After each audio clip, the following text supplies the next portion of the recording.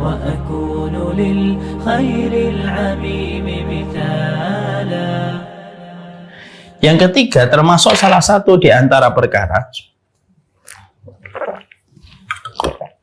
yang bisa menjadikan pemadam kebaikan, yang tentunya harus kita waspadai dan harus selalu kita berusaha untuk tidak melakukan dan melabrak dosa itu dan kemaksiatan itu.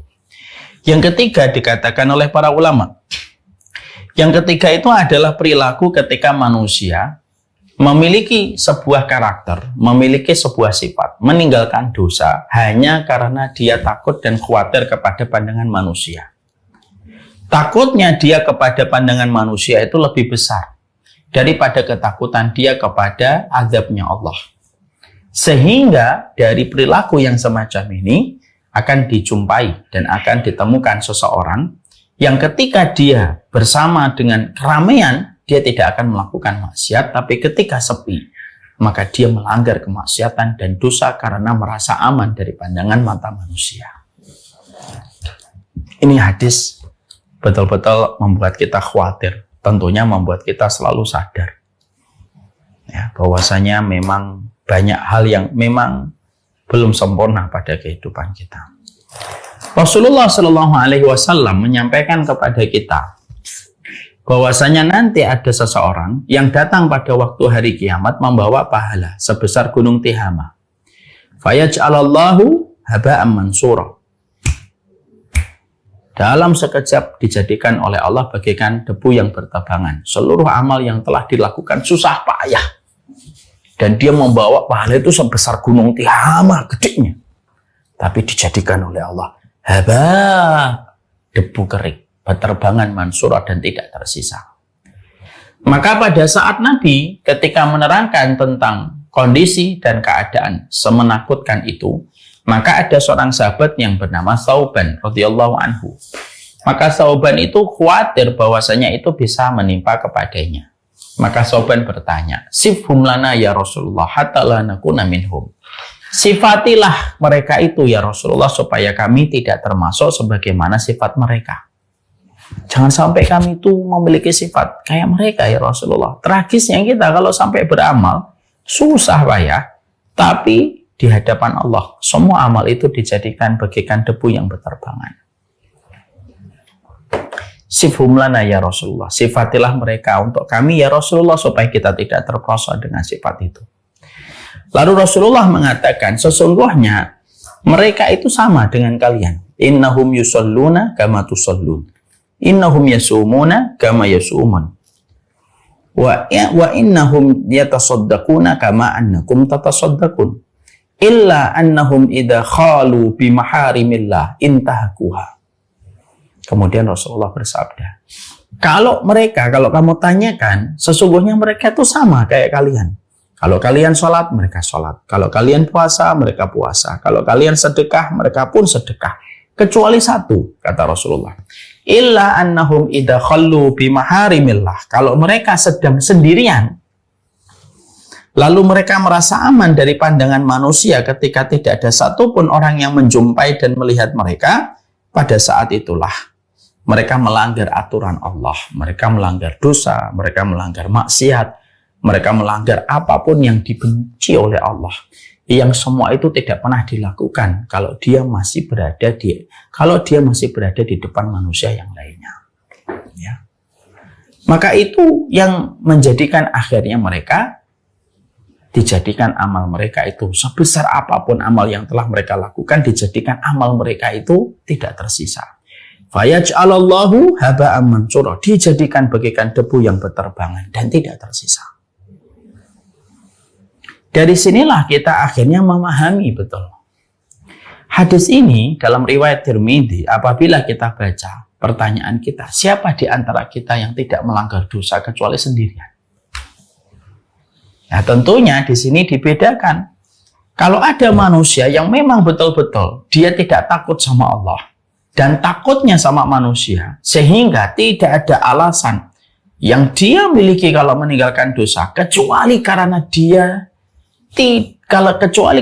dipandang dan tidak enak sama manusia, dan ketika sendirian dia berubah total, Maka sesungguhnya ketika orang itu sengaja melakukan semacam itu, dan dia memang tidak ada rasa takut kepada Allah, inilah orang yang akan dihapuskan amal ibadahnya. Walaupun dia membawa amal ibadah yang banyak. Ketika takutnya dia kepada dosa, tidak karena Allah, tetapi karena pandangan manusia. Maaf ya, semoga Allah melindungi kita semuanya. Ya, coba kita berdoa, ya Allah, lindungilah kami dari dosa dan kemaksiatan ketika ramai dan ketika sepi, ya Allah. Ada manusia yang terkadang mereka itu takut dengan pandangan manusia lebih daripada apapun. Karena mereka telah mendewa-dewakan pandangan manusia. Sehingga ketika dia bersama dengan keramaian manusia, dia menjadi walinya Allah. Tapi ketika dia sedang di balik kamarnya yang gelap, maka dia menjadi walinya setan. Dan ini termasuk salah satu yang mengkhawatirkan. Kenapa dijadikan hati orang yang semacam itu dihapuskan amal ibadah mereka? Karena mereka meremehkan azabnya Allah. Sehingga mereka memiliki dua wajah. Mereka memiliki dua kepribadian. Kepribadian pertama akan tampak bagaimana kesalihan dirinya, ketaatan yang ada pada perilakunya ketika dia bersama dengan kerumunan manusia. Dan berbeda 180 derajat ketika dia sedang sendirian. Ya.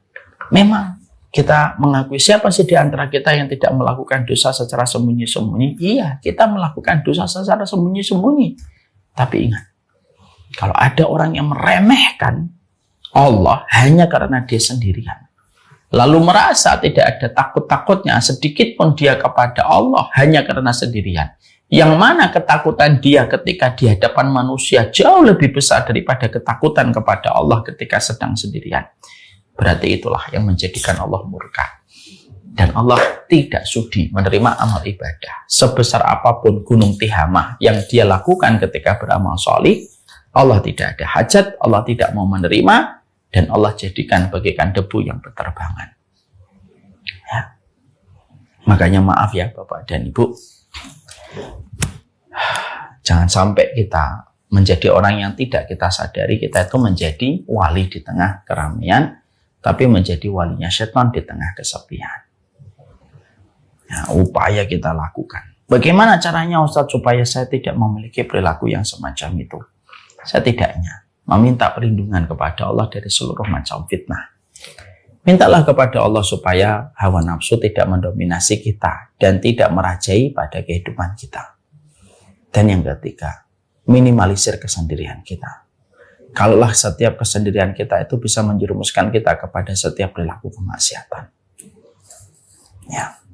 Nah, ini hal yang terus terang berat. Saya masih ingat sekali, saya ketika ketemu sama guru-guru dan ustadz-ustadz yang lain, inilah salah satu hadis yang paling berat untuk difikirkan. Ya. Padahal kita paham ya, adab Allah itu sesuatu yang paling berat untuk dijadikan salah satu alasan terbesar kita untuk takut kepada perbuatan dosa. Hati-hatilah di tengah kesendirian. Banyak suami ketika dilihat orang banyak, begitu bersahaja dan menawan. Ketika dia sedang sendirian, nampak betul berapa banyak perempuan haram yang dia datangi, yang dia campuri dalam perzinahan, hanya karena dia merasa aman dari pandangan manusia. Makanya hati-hati, kesendirian itu terkadang bisa menjadi perangkap setan bagi manusia. Kenapa? Karena merasa aman ketika dia di tengah kesendirian. Nah, makanya kita juga harus betul-betul waspada nih sama anak-anak kita, sama diri kita juga. Anak-anak kita kalau sudah mulai mengambil kos-kosan sendirian di kamar, hati-hati. Kesendirian itu menjadi salah satu penyebab jatuhnya seseorang di dalam kerusakan. Yaitu adalah kesendirian. Ya. Makanya betul-betul memanage hati kita supaya kita mampu untuk mengendalikan nafsu kita ketika kita dalam kondisi berkesendirian. Dan minimalisir kesendirian. Kalau kesendirian itu hanyalah menyebabkan kita menabrak setiap batasan yang ada pada apa yang dibenci oleh Allah dan dimurkai oleh Allah.